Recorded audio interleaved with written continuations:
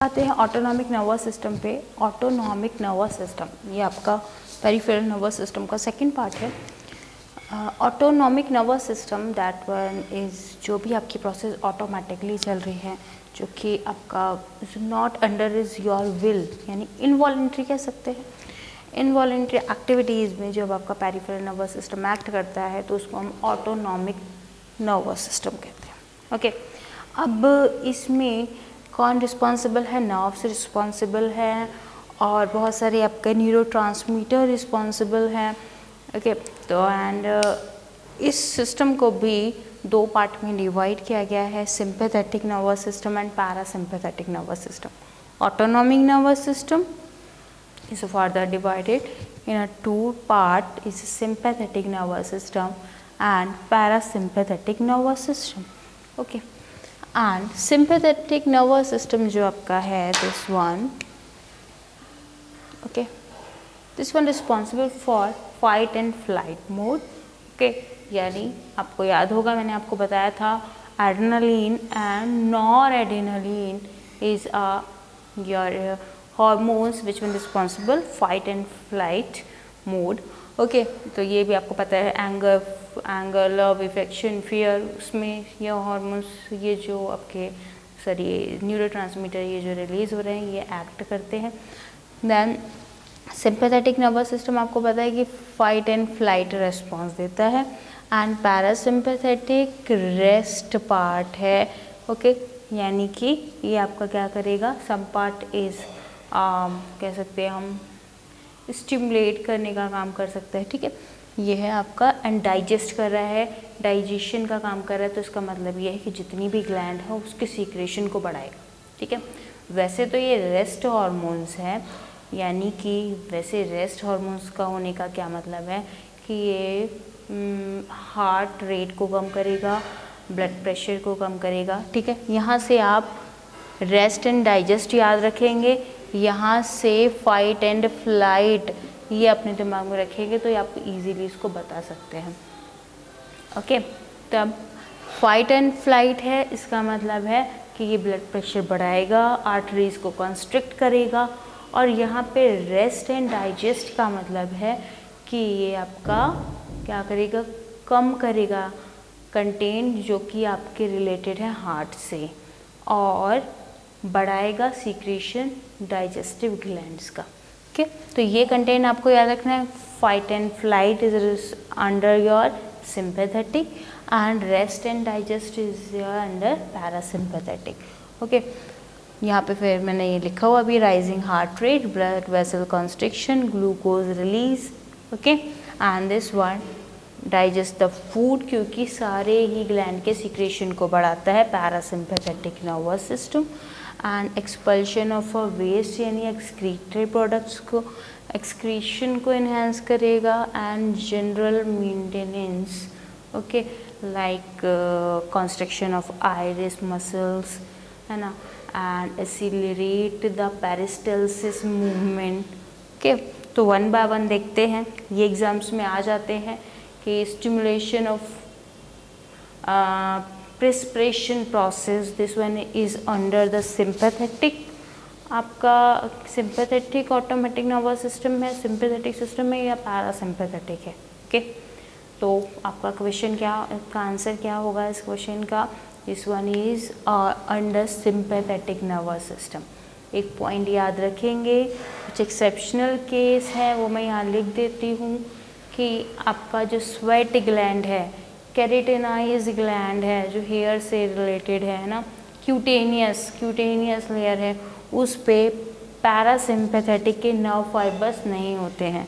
Always remember, sweat gland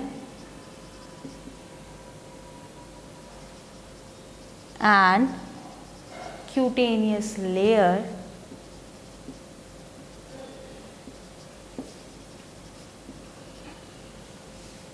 have not any nerves at in parasympathetic. Okay, यानी इस पे इसका कोई इफेक्ट नहीं होगा, ना कॉन्स्ट्रिक्शन होगा, ना स्टिमुलेशन होगा, ना इनहिबिशन होगा। ओके, तो one by one other effects भी, अदर कंटेंट भी देखते हैं। Okay, this one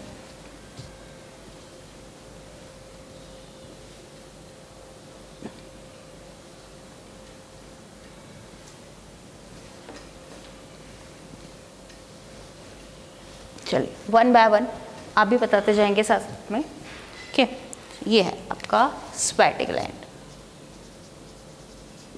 sweat gland, okay, क्या होगा जब सिंपैथेटिक नर्वस सिस्टम एक्ट करेगा?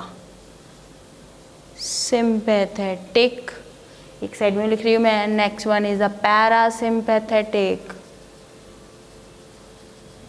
ओके, सिंपैथेटिक ये क्या करेगा, मैंने आपको बताया पैरासिम्पैथेटिक के पास तो इस एरिया में पैरासिम्पैथेटिक नर्व्स नहीं है, तो आपका क्या हो रहा है यहाँ पे, सिंपैथेटिक नर्वस सिस्टम जब एक्ट करेगा, this one stimulate the perception, okay, perspiration की process, this one is enhance the perspiration process, यानी स्वेटिंग एनहांस हो रही है। ओके, पसीना आना, पर्सप्रेशन प्रोसेस। एंड यहाँ पे कुछ होगा नहीं होगा। आइरिस का मूवमेंट देखते हैं। आइरिस मसल्स जो है आपकी, उसमें सिंपैथेटिक नर्वस सिस्टम में, sympathetic nervous system dilate the pupal area, and sympathetic nervous system क्या करेगा, ऑपोजिट। याद रखिए, sympathetic nervous system, parasympathetic nervous system, both are antagonistic to each other। एक का इफेक्ट अगर बढ़ रहा है तो दूसरे का इफेक्ट कम होगा, एक का इफेक्ट कम हो रहा है तो दूसरे का इफेक्ट बढ़ेगा, यानी एक डायलेट हो रहा है तो दूसरा कंस्ट्रिक्ट करेगा। ठीक है, एक डायलेट हो रहा है कि दूसरा कंस्ट्रिक्ट होगा, एक इनहिबिट अगर हो रहा है तो दूसरा स्टिमुलेट होगा। तो ये एक दूसरे के ऑपोजिट इफेक्ट रखते हैं, कह सकते हैं हम एंटागोनिस्टिक इफेक्ट। डायलेट हो रहा है तो यहाँ पे क्या हो जाएगा, आइरिस इज अ कॉन्स्ट्रिक्ट कह सकते हैं, this one is a constrict, iris is constrict and people become narrow. Digestive track में आपको पता है डाइजेस्टिव वाले कौन से कंटेन हैं, पैरासिम्पैथेटिक वाले हैं। डाइजेस्टिव रटना नहीं है, इस टेबल को बैठ के आपको रटना नहीं है, दिमाग थोड़ा सा ट्रिक लगा के याद करना है। ठीक है, समझते जाना है तो यहीं पे ही आपको याद हो जाएगा। डाइजेस्टिव ट्रैक में अगर हम देखें तो ये वाला आपका याद है आपको कि ये डाइजेशन में कोई हेल्प नहीं करता, ये डाइजेशन को बढ़ाता है, तो ये सारा प्रोसेस स्लो कर देगा डाइजेशन का। स्लो पेरिस्टाल्सिस मूवमेंट आपको पता है, जो पूरी गट में हमारे होते हैं for the digestion. Peristalsis movement, and here this one accelerate or enhance the peristalsis movement in a alimentary canal.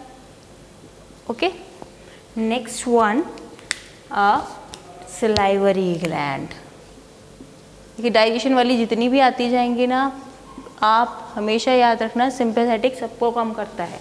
That one inhibit secretion of a saliva, inhibits secretion of saliva, and यहाँ पे क्या होगा, is stimulate the secretion of saliva। It's stimulate secretion of saliva। Okay, salivary glands के बाद pancreas की बात कर लेते हैं। पैनक्रियाटिक जूस प्रोड्यूस होता है, इससे आपको पता है, उसको क्या करेगा, इनहिबिट कर देगा। आप सारा बताते जा सकते हो, inhibit the pancreatic juice. Okay, ये क्या करेगा, स्टिमुलेट करेगा, स्टिमुलेट। एंड गैस्ट्रिक ग्लैंड की अगर हम बात करें जो आपके स्टमक में है, उसका भी सीक्रेशन ये इनहिबिट करेगा, inhibit the secretion of gastric juice. Okay, gastric juice का सीक्रेशन इनहिबिट करेगा। ये क्या करेगा, ये स्टिमुलेट कर देगा। ओके, नेक्स्ट है जी इंटेस्टाइन। इंटेस्टाइन में भी सेम ऐसा ही होगा, ये इनहिबिट करेगा intestinal juice and this one stimulate कर देगा। ओके, लीवर में आ जाइए।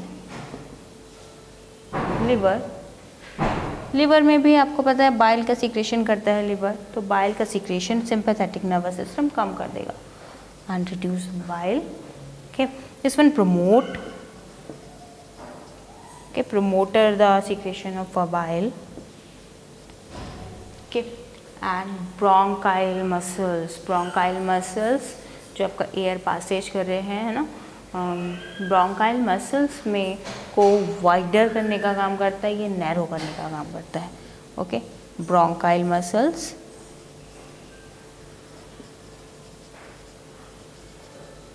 Wider and this one air passage easily हो जाएगा, wider of air passage and this one parasympathetic narrower करेगा। ओके, इसके बाद हार्ट के बारे में मैंने आपको बताया ही था कि ये हार्ट बीट को इन्हेंस करते हैं, हार्ट रेट को increase the heart rate and this one क्या करेगा, अपोजिट है, तो this one decrease the heart rate and arteries में बताइए आप मुझे, हार्ट रेट बढ़ रही है दैट मीन्स आर्टरी में कॉन्स्ट्रिक्शन हो रहा होगा, या अगर हम बात इस वन इज आर्टरीज की बात करें तो यहाँ क्या होगा, कॉन्स्ट्रिक्शन होगा, यहाँ डायलेशन होगा। ओके, एंड और ठीक है, ये सारे इफेक्ट आपको वन बाय वन यहीं पे याद हो गए होंगे, एक बार इसको रिवाइज करना है। ठीक है, कुछ एक्स्ट्रा एक आध इफेक्ट होगा तो मैं आपको, एक यूरिनरी ब्लैडर का भी इफेक्ट है। यूरिनरी ब्लैडर को यूरिन से रिलीज करने का काम कौन करता है, सिंपैथेटिक नर्वस सिस्टम, यानी कि उसको क्या कर रहा है, डायलेट कर रहा है। कॉन्स्ट्रिक्शन करने का काम करता है आपका पैरासिम्पैथेटिक। ओके, एंड अब आपका जो ये नर्व्स हैं, ये कौन से टाइप के आपका न्यूरोट्रांसमिशन का ज़रूरत पड़ती है यहाँ पे। एक तो सिंपैथेटिक के लिए आपको नीड है किसकी, adrenaline and nor adrenaline, adrenaline and nor adrenaline. Okay, adrenaline and nor adrenaline यहाँ पे न्यूरोट्रांसमीटर अपना वर्क करते हैं ऑटोनॉमिक नर्वस सिस्टम में।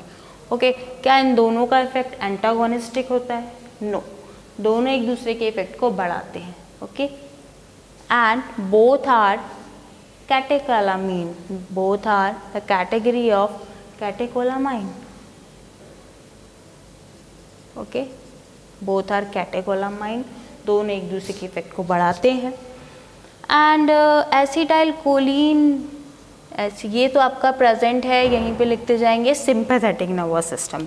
सिंपैथेटिक नर्वस सिस्टम में याद करिए फाइट एंड फ्लाइट लिखा था हमने, तो ये वाला यानी कि एड्रेनलिन और नॉन एड्रेनलिन आपका प्रेजेंट है सिंपैथेटिक, ऐसे लिख देती हूँ मैं यहाँ पे सिंपैथेटिक नर्वस सिस्टम में। अब आ जाइए parasympathetic nervous system, this one is a P. Parasympathetic nervous system में आपका कौन सा न्यूरोट्रांसमीटर प्रेजेंट होता है, this one is acetyl choline. याद करिए हम पढ़ चुके हैं एसिटाइल कोलिन के बारे में। एसिटाइल कोलिन जो है ये हैव अ एंटागोनिस्टिक इफेक्ट। देखो ये वाला एसिटाइल कोलिन प्रोड्यूस हो रहा है पैरासिम्पैथेटिक, एंड एड्रेनलिन और नॉन एड्रेनलिन आपका प्रोड्यूस हो रहा है या एक्ट कर रहा है as a neurotransmitter in the sympathetic nervous system. तो कह सकते हैं हम कि ये दोनों एक दूसरे के एंटागोनिस्टिक होंगे। Adrenaline and non adrenaline is a antagonistic to acetyl choline हो सकता है, क्योंकि ये दोनों एक दूसरे के एंटागोनिस्टिक हैं, तो उनके न्यूरोट्रांसमीटर भी एंटागोनिस्टिक होंगे, ऑपोजिट इफेक्ट रखेंगे। Okay, then this one is have the antagonistic effect, antagonist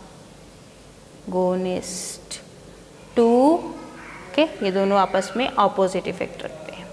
clear? तो ये बस अपने दिमाग में कॉन्सेप्ट रखना है, इसको आप इजीली कर पाएंगे। ठीक है, एग्ज़ाम में बोर्ड एग्ज़ाम की अगर हम बात करें तो उसमें सिंपैथेटिक एंड पैरासिम्पैथेटिक में डिफरेंस आ जाता है, तब आप ये बता सकते हैं।